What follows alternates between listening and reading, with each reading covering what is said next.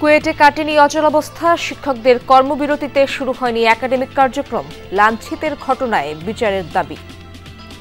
এই লাঞ্ছনার ঘটনাগুলো যারা ঘটিয়েছে এই পুরো বিষয়টাই তদন্ত করে সুষ্ঠু বিচার নিশ্চিত না করা পর্যন্ত শিক্ষকবৃন্দ একাডেমিক কার্যক্রম থেকে বিরত থাকার সিদ্ধান্ত নিয়েছে।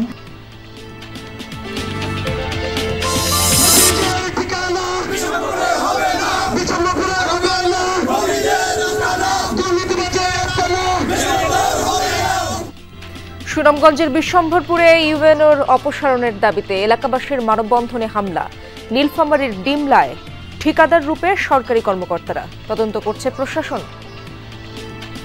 পাল্টাপাল্টি করতেছি, আবার নতুনও করতেছি, এগুলো আমার ইঞ্জিনিয়ার স্যারের সাথে ওনাদের সাথে গিয়া ওনারা আমাকে বেতন দেয়। কাজ এরা করতে বলতেছে, করতেছি, তারপরে দেখি শেষমেশ কি হয়। গোপালগঞ্জের টুঙ্গিপাড়ায় শৈলদহ নদীর ভাঙন, বিলীনের পথে সরাবাড়ি চিথলিয়া সড়ক, ভোগান্তিতে 10 গ্রামের মানুষ। দেখতে দেখতে এমনি গাছপালা সব নিয়ে হুড় হুড় করে এমনি গাঙ্গের নদীর ভিতর পড়ে গেছে। ভেঙে যাওয়ার কারণে এই এলাকার লোকজনের যাতায়াতে খুব সমস্যা, যাতায়াতের সমস্যা হইতেছে, আসা যাওয়া, বাচ্চাদের স্কুলে নিয়ে যাওয়া।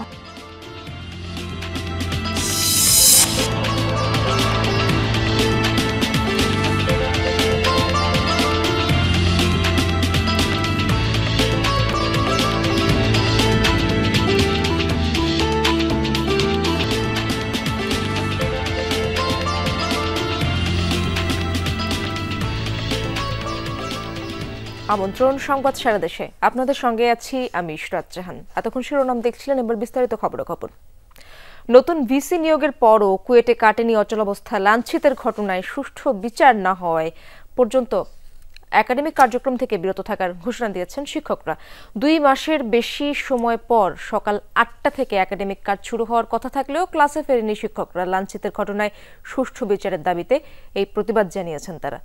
এর আগে হামলা সংঘর্ষের ঘটনায় উপাচার্য ডক্টর মোহাম্মদ মাসুদের অপসারণের 1 দফা দাবিতে অনশন কর্মসূচিতে নামেন শিক্ষার্থীরা। পরে উপাচার্য ও উপ উপাচার্যকে অপসারণ করে প্রজ্ঞাপন জারি করে সরকার। অন্তর্বর্তীকালীন উপাচার্য হিসেবে নিয়োগ দেওয়া হয় চট্টগ্রাম প্রকৌশল ও প্রযুক্তি বিশ্ববিদ্যালয়ের অধ্যাপক ডক্টর মোহাম্মদ হযরত আলীকে। বিচার প্রক্রিয়া যেহেতু একটা লং প্রসেস, এই জন্য আমরা চাই যে শিক্ষা কার্যক্রম চলার পাশাপাশি আমাদের বিচার প্রক্রিয়াও চলতে থাকুক। শিক্ষকরা লাঞ্ছিত হয়েছে, তাদের পেছনে এই আন্দোলনকে কেন্দ্র করে এই লাঞ্ছনার ঘটনাগুলো যারা ঘটিয়েছে তাদেরকেও চিহ্নিত করা দরকার। এই পুরো বিষয়টাই তদন্ত করে সুষ্ঠু বিচার নিশ্চিত না করা পর্যন্ত শিক্ষকবৃন্দ একাডেমিক কার্যক্রম থেকে বিরত থাকার সিদ্ধান্ত নিয়েছে।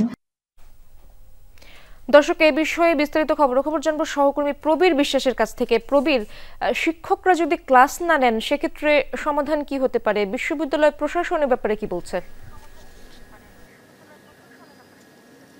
সমাধান হওয়ার এই মুহূর্তে কোনো সুযোগ নেই, যেটি আমাদের কাছে মনে হয়েছে। কিছু সময় আগেও শিক্ষক সমিতির সাধারণ সম্পাদক প্রফেসর ডক্টর ফারুক হোসেন তিনি আমাদের সঙ্গে কথা বলেছেন। তিনি যেটি বলেছেন যে শিক্ষকদের যে দাবিটি ছিল সেটা হচ্ছে 18 ফেব্রুয়ারি যে সহিংস ঘটনা ঘটেছিল কুয়েট ক্যাম্পাসে, এবং সেই সময় শিক্ষকদেরকে লাঞ্ছিত করা হয়েছিল। যারা এই ঘটনার সঙ্গে জড়িত প্রকৃত দোষী যারা রয়েছে তাদের সাজা নিশ্চিত না হওয়া পর্যন্ত তারা ক্লাসে ফিরবে না। এই সিদ্ধান্তটি ছিল শিক্ষক সমিতির নির্বাহী কমিটির সভায়। সে কারণে তিনি আজ আবার পরিষ্কার করেছেন আগামীকাল বেলা 11টায় শিক্ষক সমিতির নির্বাহী সভা আবার ডাকা হয়েছে। সেই সভায় এই বিষয়গুলো নিয়ে আলোচনা হবে। তারপর তারা যে অনড় অবস্থানে যেটি রয়েছে আজ পর্যন্ত সেটি থাকবেন কিনা সেটি হয়তো কালকে নাগাদ জানানো যাবে। অপরদিকে তিনি এটাও বলেছেন অন্তর্বর্তীকালীন উপাচার্য যিনি যোগদান করেছেন গতকাল, তার সঙ্গে শিক্ষকদের একটা অংশের কথা হয়েছে। তারা বলেছে যে আমরা নতুন উপাচার্যের কথা শুনেছি, তিনি আহ্বান জানিয়েছে ক্লাসে ফেরার জন্য। তবে যেহেতু এটি নির্বাহী কমিটি সবার সিদ্ধান্ত ছিল সে কারণে সবাই সিদ্ধান্ত নেবে আসলে কি করবে। সেজন্য এটি যদি চলমান থাকে তাহলে আসলে যে শিক্ষার পরিবেশ সেটি বিনষ্ট খানিকটা হয়েছে, আরও হবে। যারা শিক্ষার্থী রয়েছে তারা সেশন জটে পড়বে, তাদের পরীক্ষা পিছিয়ে যাচ্ছে, ক্লাস পিছিয়ে যাচ্ছে এবং পাশের সনও পিছিয়ে যাবে বলে আমাদেরকে জানিয়েছে ইশরাত। ধন্যবাদ আপনাকে প্রবীর। সুনামগঞ্জের বিশ্বম্ভরপুরে উপজেলা নির্বাহী কর্মকর্তাকে অপসারণের দাবিতে মানববন্ধন ও বিক্ষোভ মিছিলে হামলার ঘটনা ঘটেছে। মফিজুর রহমানের বিরুদ্ধে দুর্নীতির নানা অভিযোগে সকালে বোয়াল চত্বর এলাকায় বিশম্ভরপুর উপজেলাবাসীর ব্যানারে মানববন্ধন অনুষ্ঠিত হয়। পরে বিক্ষোভ মিছিল বের করলে তাতে হামলা চালানো হয়। চলে ধাওয়া পাল্টা ধাওয়া। আন্দোলনকারীদের অভিযোগ, হামলাকারীরা স্থানীয় বিএনপি রাজনীতির সাথে জড়িত। আর বিএনপির দাবি, আন্দোলনকারীরা ফ্যাসিস্ট আওয়ামী লীগের দোসর।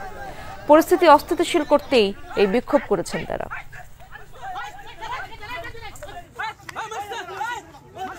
আপনার কাছে অস্ত্র দেখলাম কি কারণে?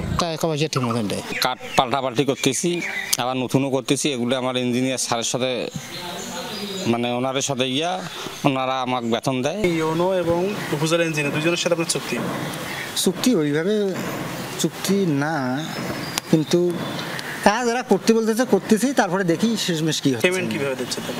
পেমেন্ট তো খরাকি তো নেই আমরা। কার কাছে? স্যারদের কাছে নেই। উপজেলা ইঞ্জিনিয়ার দেয় না ইউনো দেয়? ইঞ্জিনিয়ার স্যারই দেয়। কোয়ার্টারের সংস্কার কাজের ভিডিও চিত্র ধারণ করার সময় সাংবাদিকদের দেখে সটকে পড়েন উপজেলা প্রকৌশলী শফিউল ইসলাম। শ্রমিকদের কথার সত্যতা জানতে উপজেলা প্রকৌশলীর দপ্তরে যমুনা টেলিভিশন, সেখানেও পাওয়া যায়নি প্রকৌশলীকে। এলজিইডির হিসাবরক্ষকও জানান, সংস্কার কাজে নিয়োগ হয়নি কোনো ঠিকাদার কিংবা সুপারভাইজার। ওটা তো ইঞ্জিনিয়ার স্যার নিতে থেকে ইঞ্জিনিয়ার সাহেব ইঞ্জিনিয়ার সাহেব ওনারাই দেখতেছে কি গেলে কয় এর মাধ্যমে করা আর একটু না পিআইসি ওই আর কি যেভাবে করতে করি। তবে অভিযোগ অস্বীকার করেছেন উপজেলা নির্বাহী কর্মকর্তা রাসেল মিয়া। প্রয়োজনীয় কাগজপত্র দেখাতে করেন গরিমসি। যেহেতু উপজেলা পরিষদের ভিতরে কম্পাউন্ডের মধ্যে কাজ, অফিসাররা এখানে থাকে, সেই অফিসারদের যে যারা যেভাবে তারা যেগুলো কাজগুলো চাচ্ছে সেই কাজগুলো সঠিকভাবে হচ্ছে কিনা সেটা যাচাই বাছাই করার জন্য এটা আছে। এটা আরক্ষীর মাধ্যমে, ঠিকাদারের মাধ্যমে হচ্ছে। কোন প্রতিষ্ঠানকে কাজ দিলেন সেটার নাম একটু বলেন। আমি যাদের কাছে গেছি এটা ফাইল দেখে না দেখে তো আমি বলতে পারবো না। ঠিক আছে, আমরা ফাইল দেখে পরবর্তীতে আপনাকে পরবর্তী। সরকারি বিধি অনুযায়ী কাজ না করা শাস্তিযোগ্য অপরাধ বলে জানান জেলা প্রশাসক।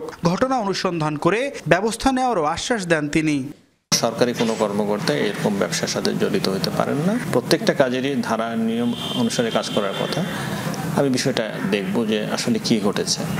এছাড়াও প্রাক্কলন অনুযায়ী কাজ না করারও অভিযোগ রয়েছে ইউএনও ও প্রকৌশলীর বিরুদ্ধে। মাহমুদ রফিন, যমুনা নিউজ, নীলফামারী।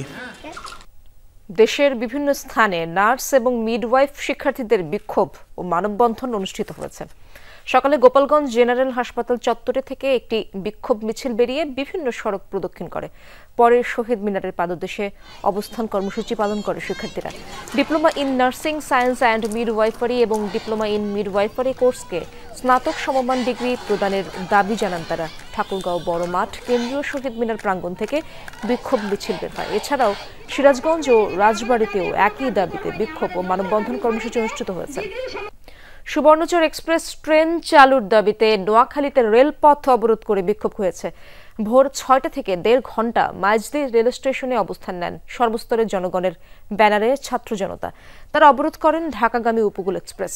এতে ভোগান্তিতে পড়েন যাত্রীরা। এই সময় আন্দোলনকারীরা জানান, ২০২৩ সালে নোয়াখালী ঢাকা রুটে সুবর্ণচর এক্সপ্রেস নামে নতুন আন্তনগর ট্রেন বরাদ্দ দেওয়া হলেও এখনও চালু হয়নি।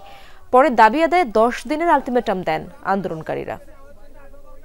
গোপালগঞ্জের টুঙ্গিপাড়ায় শৈলদাহ নদীর ভাঙন বাড়ছেই। এতে সরাবাড়ি চিথলিয়া সড়ক বিলীনের পথে। ভোগান্তিতে 10টি গ্রামের মানুষ। দ্রুত সড়ক মেরামতের দাবি জানিয়েছে এলাকাবাসী।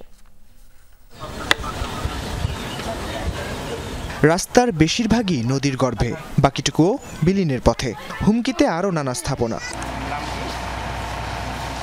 প্রতিনিয়ত ভাঙছে শৈলদাহ নদী, বিলীন হচ্ছে টুঙ্গিপাড়ার ডুমুরিয়া ইউনিয়নের বিভিন্ন স্থাপনা। গেল ৩০ এপ্রিল সরাবাড়ি চিথলিয়া সড়কটি ভেঙে যায়। এরপর থেকে ব্যাহত চলাচল। বিপাকে তারাইল, জামাইবাজার, লেবুতলা সহ অন্তত 10 গ্রামের মানুষ। রাস্তাটা সহ ভেঙে গেছে। ভেঙে যাওয়ার কারণে এই এলাকার লোকজনের যাতায়াতের খুব সমস্যা। হঠাৎ করে দেখি যে একটু ভাটা ধরছে। দেখতে দেখতে এমনি গাছপালা সব নিয়ে হুড় করে এমনি গাঙ্গের নদীর ভিতর পড়ে গেছে। গ্রামীণ এই সড়কটি ধরেই শিক্ষা প্রতিষ্ঠান সহ উপজেলা সদরে যাতায়াত স্থানীয়দের। এখন ঘুরতে হচ্ছে কয়েক কিলোমিটার বাড়তি পথ। পণ্য পরিবহনে বাড়ছে খরচ।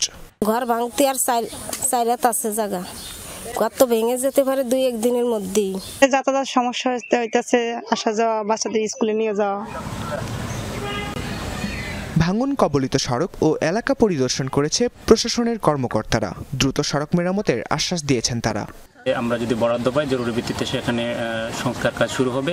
আর নদী ভাঙনের ফলে যে পরিবারটি ক্ষতিগ্রস্ত হয়েছে সেই পরিবারটিকে পুনর্বাসন করার জন্য নিজস্ব জায়গায় উপজেলা প্রশাসনের পক্ষ থেকে একটি ঘর নির্মাণ করে দেব।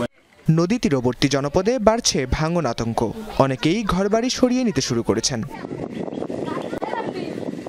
রাকিব সরকার, যমুনা নিউজ। পিরোজপুর পৌরসভার বেশিরভাগ রাস্তারই বেহাল দশা। খানাখন্দের কারণে প্রায়ই ঘটছে দুর্ঘটনা, দুর্ভোগ নিত্যসঙ্গী। বরাদ্দ পেলে সড়কগুলো সংস্কারের আশ্বাস পৌর কর্তৃপক্ষের। দীর্ঘদিন ধরে সংস্কার নেই, তাই খানাখন্দে ভরা বেশিরভাগ সড়কই। দুর্ভোগ দুর্ঘটনা নিত্যসঙ্গী পিরোজপুর পৌরবাসীর। অথচ প্রথম শ্রেণীর পৌরসভা পিরোজপুর, তবে যোগাযোগ উন্নয়নে পিছিয়ে। বেশিরভাগ ওয়ার্ডের সড়কই এখন বেহাল। কোনোটির উঠে গেছে পিচ, কোনোটির বা নেই ইট, ভরা ছোট বড় গর্তেও। তাই চলতে চায় না যানবাহন। বর্ষায় ভোগান্তি বাড়ে কয়েক গুণ। ধুলাবালির জন্য দেখা যায় বাসা বাড়িতে থাকা যায় না, ব্যবসা প্রতিষ্ঠানে ব্যবসা করা যায় না, দোকান দিনের বেলায় বন্ধ রাখতে হয় ধুলাবালির জন্য। এরপরে রিক্সা যানবাহন আসতে চায় না রাস্তায়, এবং আমাদের অনেক সমস্যা হচ্ছে। আমরা গাড়ি পাই না, আমাকে হাঁটতে হয়, আমাকে অনেক কষ্ট হয়। অনেক সময় আমরা হাঁটতে আগাইতে পারি না, লোক পাই না, একা একা খুব অসুবিধা হয়। ভাঙ্গাচোরা রাস্তায় অনেক অসুবিধা হয়। বৃষ্টির সময় রাস্তা কাদা, তারপরে গরমের সময় ধুলাবালির জন্য যাতায়াত করতে অনেক কষ্ট হয়। স্থানীয়রা জানান, মাঝে মাঝে সড়ক মেরামত করা হলেও তা টেকে না বেশি দিন। সংস্কারে নিম্নমানের সামগ্রী ব্যবহারের অভিযোগ তাদের। দাবি ভোগান্তির অবসানের। পৌরসভার তথ্য মতে ৩৩০ কিলোমিটার রাস্তার প্রায় ৯০ ভাগই বেহাল। পর্যাপ্ত বাজেট না থাকায় মেরামত করা যাচ্ছে না বলে দাবি নির্বাহী প্রকৌশলীর। মানুষ কাঁচা রাস্তা হাঁটা চলা করে, এটা একটা আমাদের পৌরবাসীর জন্য বড় ধরনের একটা দুর্ভোগ এবং আমাদের একটা খুবই লজ্জাজনক বিষয়। এখানে কোনো প্রজেক্ট, আমরা গত ৫-৭ বছর আগে একটা প্রজেক্ট পেয়েছিলাম সিটিআইপি, সেখানে রাস্তা হয়েছে, রাস্তা হচ্ছে অবকাঠামো বেশি হয়েছে, সাইকেলটা কিন্তু উচিত ছিল তখন রাস্তাগুলো বেশ ঠিক নজর দেওয়া। 1885 সালে ইউনিয়ন থেকে পৌরসভায় উন্নীত হয় পিরোজপুর। প্রথম শ্রেণী করা হয় 1990 সালে। আফরোজা লামিয়া, যমুনা নিউজ।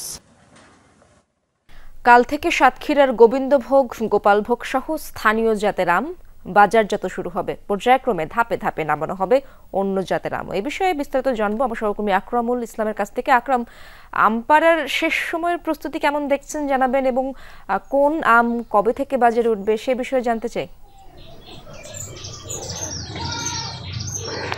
ইসরাত, সাতক্ষীরার যে চাষি এবং যারা ব্যবসায়ী রয়েছেন তারা কিন্তু একেবারে মুখিয়ে রয়েছেন কালকের জন্য। আগামীকাল বেলা 11টার সময় কিন্তু সাতক্ষীরার গোবিন্দভোগ, গোপালভোগ এবং স্থানীয় জাতের যে আম রয়েছে সেটি ভাঙার মধ্য দিয়েই শুরু হবে। আমি এখন রয়েছে সাতক্ষীরার ফিংড়ি একটি এলাকায়। মূলত এই বাগানটি থেকেই সাতক্ষীরার প্রশাসন কিন্তু আম ভাঙার যে কার্যক্রম সেটির আনুষ্ঠানিক শুরু করবেন, এবং এরপর 20 মে হিমসাগর, 27 মে ল্যাংড়া এবং আমরুপালি জাতের আম ভাঙা যাবে 5 জুন থেকে।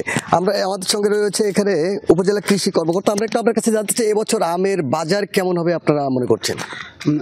আগামীকাল থেকে আমাদের গোপালভোগ, গোবিন্দভোগ এবং অন্যান্য স্থানীয় জাতের আম পাড়ার মধ্য দিয়ে আমাদের সাতক্ষীরা জেলাতে আম পাড়া শুরু হচ্ছে। শুধু সাতক্ষীরা জেলা নয়, এটা বাংলাদেশের মধ্যেই প্রথম। আমরা আমের যে উৎপাদন হয়েছে এবার আমরা আশা করছি যে গতবারের চেয়ে এবার ভালো দাম থাকবে। ইতিমধ্যে আমরা প্রশাসনের সহযোগিতায় সকল ধরনের প্রস্তুতি সম্পন্ন করছি। কৃষক যেন সহজেই আমটা বাজারজাত করতে পারেন এবং ভালো দাম পারেন, আমরা বাজার মনিটরিং করতেছি এবং কৃষকদের সকল ধরনের সহযোগিতার জন্য কৃষকের পাশে আছি। এবং বলছিলেন এবছর কিন্তু সাতক্ষীরায় 400 কোটি টাকার আম বাজারজাত হবে, এমনটি কৃষি কর্মকর্তা আমাদেরকে জানিয়েছেন। ইসরাত, ধন্যবাদ আপনাকে আকরাম। দর্শক, এই ছিল সংবাদ সারা দেশের এখনকার আয়োজনে। এতক্ষণ যারা সঙ্গে ছিলেন সবাইকে ধন্যবাদ।